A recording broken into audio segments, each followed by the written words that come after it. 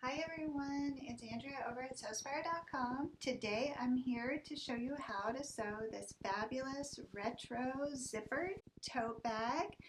This particular design does not have any interior pockets, but in a subsequent video I am going to show you how to create this really awesome removable purse divider with lots of pockets. So be sure you check out that video as well. Shall we get started? Okay, so the first thing we're going to do is craft the exterior panel, and this is comprised of two pieces of cotton material, one of which measures 9 inches tall by 18 inches wide, and one of which measures 10 inches tall by 18 inches wide. And you're going to position those two pieces of material, the smaller one on the base, right sides facing, and then stitch down that center to connect the two panels. And for this I am using a 3/8 of an inch seam allowance. Then you're going to want to head over to your iron and press that flat, but you can see I have created the exterior panel. While you're at the iron, you're going to use a like-size piece of Fusible Fleece, which you will, the Fusible Fleece has a rough side with the adhesive and then a soft side. Position the back side of your panel facing that rough side with the adhesive and go ahead and press this nice and flat. Now I've attached the flannel to the back of this panel, and now I just want to stitch on the right hand side of that seam. And I'm aligning the edge of the foot with the seam.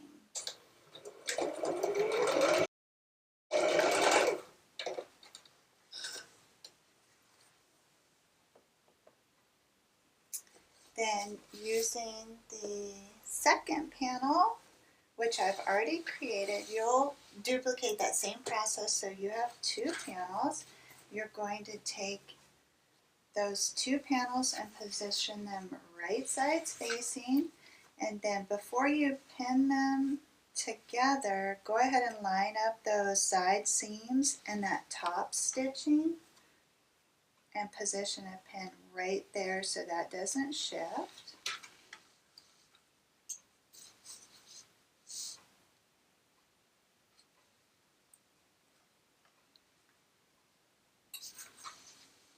And then you can put a couple more pins in there if you like to hold everything together. Now we're going to, this is the top here and my pattern's facing up, we're going to stitch down the sides and across the base. And for this I'm using 5/8 of an inch seam allowance.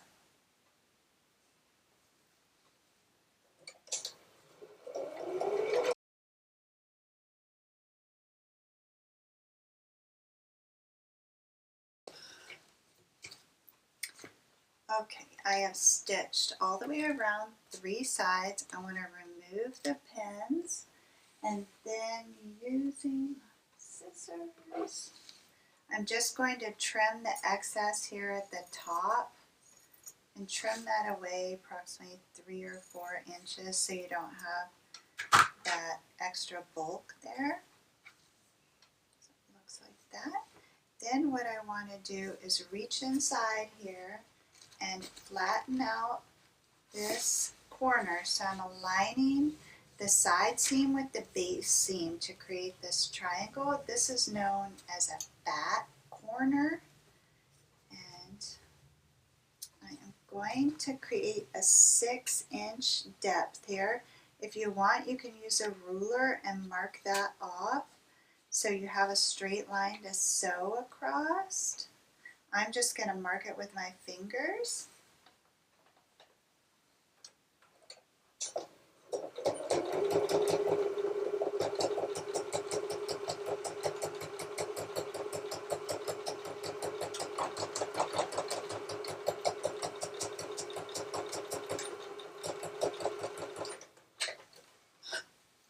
And I've stitched across there, and that's going to create the depth for the bag.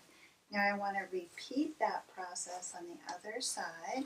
So I reach in, I'm aligning that top or the base and the side seam, and then I want to measure in 6 inches.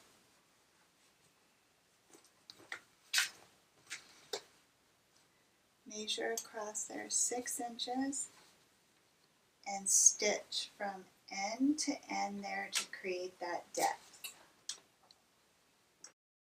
Okay, and you can see how that gave the bag its depth and its base. So you can go ahead now and cut to the right of that seam.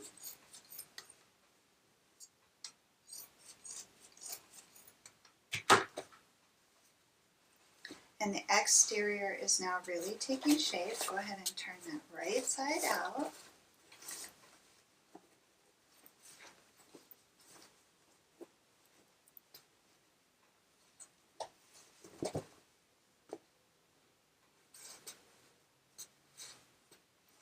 Looking good. And now you want to fold down that top edge approximately an inch.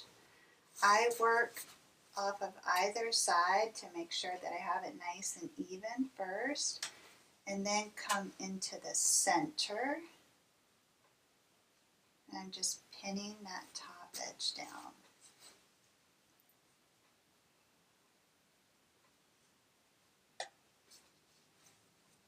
I'm going to set this aside for just a minute while I explain how I created the interior. This was made in the same fashion. I chose this great red and white polka dot, and what I did is I took two 18-inch by 18-inch squares. I positioned those right sides together. I stitched up the sides and the base, and then fashioned that 6-inch corner. So you're essentially going to repeat the same process, just omit the fusible fleece. And that's going to create your interior, which you will fold the edge outward approximately an inch, and then you're going to slip that inside of the exterior and begin by lining up those side seams. And you can just remove and then reuse the pins that you already have in the exterior.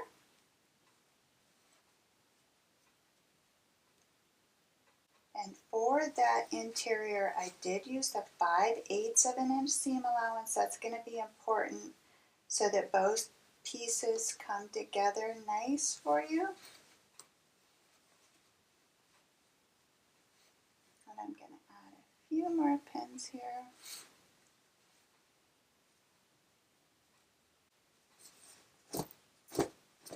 Okay, that is super cute. I love the polka dots on the inside. A lot of fun.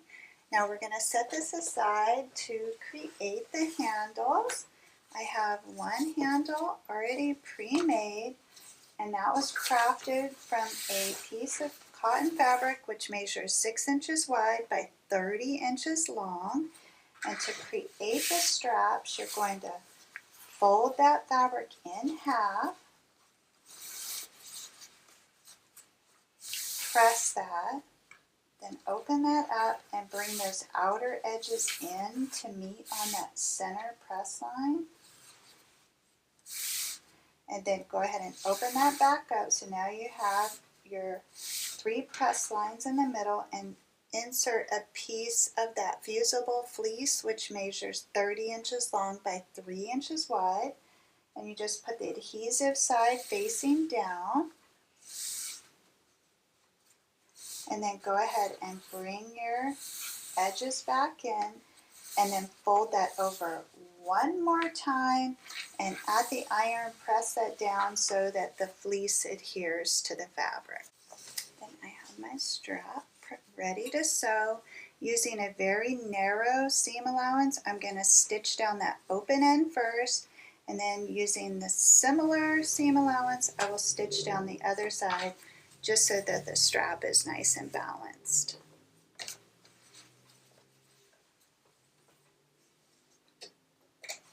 And this is a little less than 1/8 of an inch seam allowance.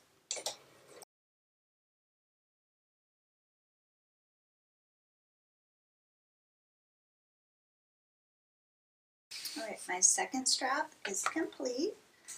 Now you're going to take your bag and just kind of fold that flat, and working from the top there, measure in approximately 4 inches from that outer seam, and you're going to slip that strap in between the exterior and the interior layers so that end's hidden. And you do the same thing with the opposite end, measuring in that 4 inches. And this should produce a strap which has a nice comfy 12-inch drop there, which will make it perfect for most people, even with the coat on.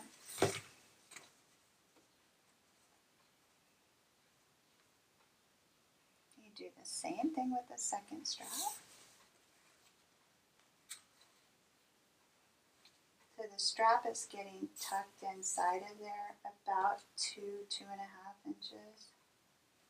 Okay, and you just want to, you can measure if you like, but definitely visually you want to make sure that your straps are the same height, and that looks awesome. You can see that fits on the shoulder really good, and there's plenty of room if I were wearing a coat. So now I want to add a zipper closure to the top of this. So to do that, I am going to use an 18-inch heavy-duty zipper, and I have already attached one side of the zipper gusset to this, but I'm going to show you how to create that. You're using a rectangle of cotton fabric, which is 6 inches wide by 20 inches long, and you're going to fold that in half long ways, and then stitch using 3/8 of an inch seam allowance, stitch both sides closed.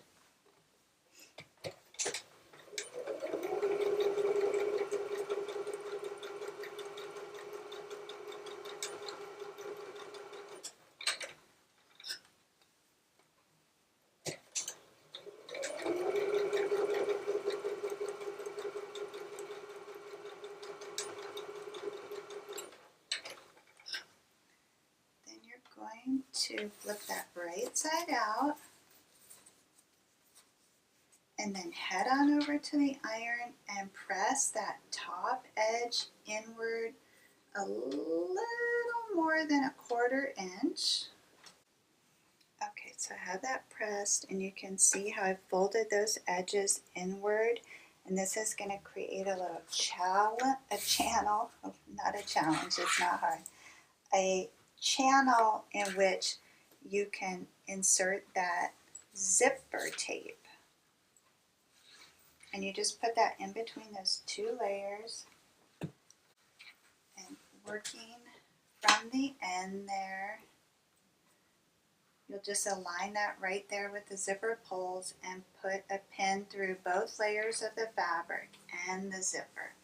And you just work all the way down until you have that zipper securely pinned. Okay, I have the zipper tucked nice and secure inside of there and pinned. I just want to test that and make sure that the fabric is not interfering with the zipper's function. It works very well.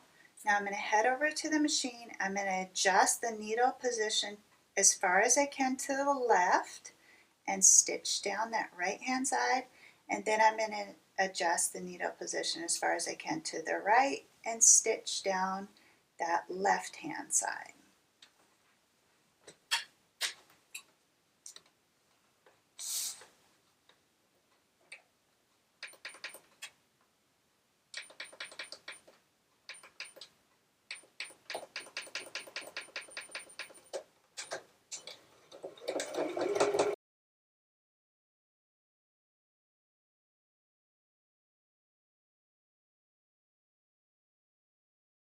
Okay, I have that zipper secured to the gusset. Just want to test that one more time and make sure everything functions properly, and it does. Then we're going to take our bag here, which is almost done, and you just want to flatten that and fold that top edge down just a little bit so you can see. You're going to fold this zipper panel in half and then just kind of press it with your fingernails there. Press a crease in that at the halfway mark, and you're going to position that halfway mark right at the center of your bag there, in between the handles. You can measure if you need, and then take out a pin and pin that in place. And then you should be able to just align the second side by lifting up that front edge. And go ahead and you're just now aligning the top of that zipper gusset with the top of your bag and pinning everything from the outside. You can add some more pins if you need. So your pins are running through that exterior layer, the interior layer, and the zipper gusset. And then go over to the other side there and align everything.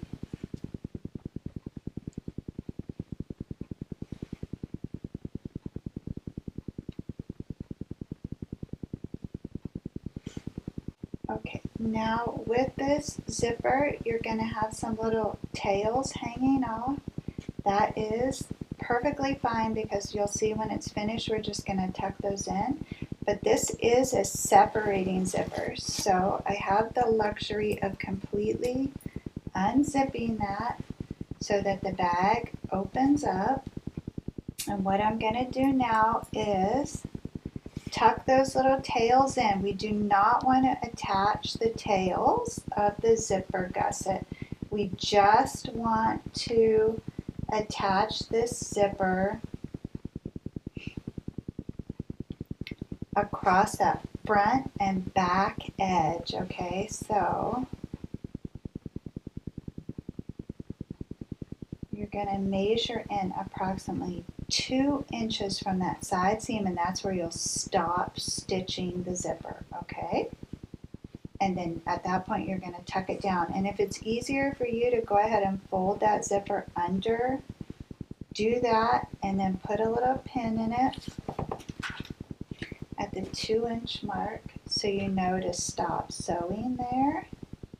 I'm just going to put that with the pin head facing up, and I'm folding that under just a little bit so it's out of the way.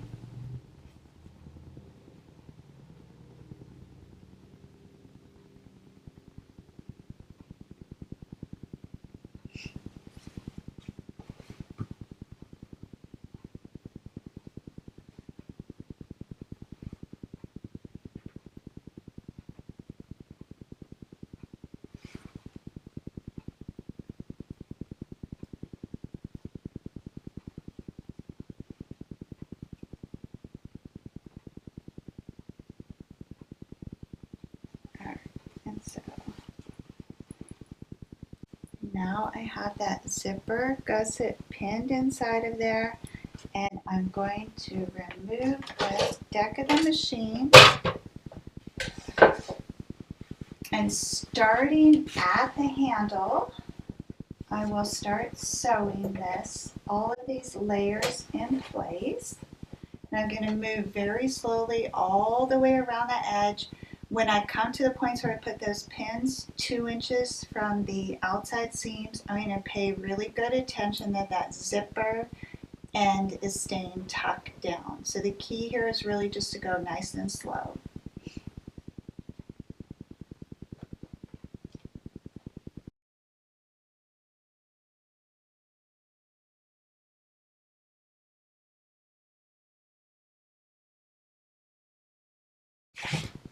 Okay, and I've made it all the way around. And it looks like everything came together nice. So you can see I still have these little tails hanging off loose, and that's what I wanted, because when the bag is zipped,